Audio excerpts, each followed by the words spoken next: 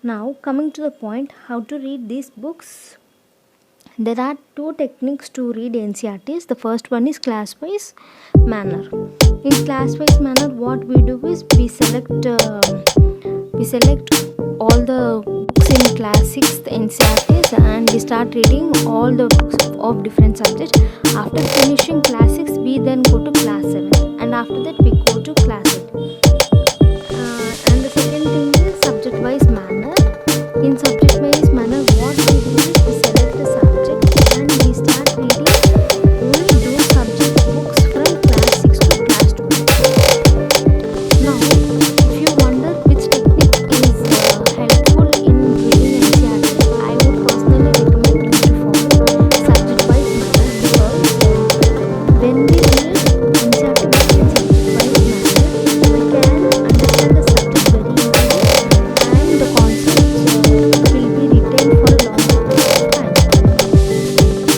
And now, if you wonder how to do this, what I would tell you is, first you have to make a list of NCERTs which you are going to read.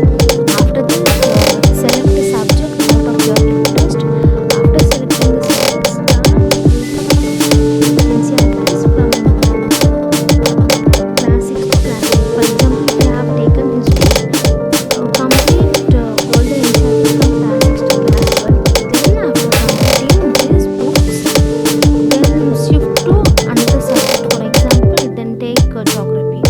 After finishing geography, shift to another subject. So by doing this, you will get clear basics, and you can also finish 50 to 40% of your syllabus.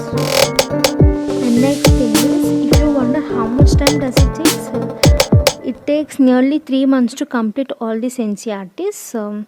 So this is how you read your NCERT books. Now, coming to the list of NCERT books that are required for this exam, what I would say is, for history, class 6th our part NCERT, class 7th our past NCERT 1, class 8th our past 2 and 3. For class 9th, India and Contemporary World 1, 2, these are of 2 books. For class 10, Themes in World History. For class 11, Themes in World History 1 and 2. For class 12, Themes in World History 3. So if you read these books, you will get concepts regarding ancient history, medieval history, modern India and world history. So by this you can get a clear cut idea what is given in the syllabus and what you have to read, what is required for this examination. And next, coming to art and culture, I would recommend to read class 11th NCERTs and Introduction to Indian Art. Now coming to geography, I would again recommend to read NCERTs from class 6 to class 12, that is class 6 NCERT, the earth our habitat, class 7 our environment, class 8 resource and development, class 9 contemporary India 1, class 10 contemporary India 2. For class 11 there are 2 books, fundamentals of physical geography and India physical environment. For class 12 also there are 2 books, fundamentals of human geography, India people and economy. Now coming to economics, I would recommend to read from class 9 to class 12.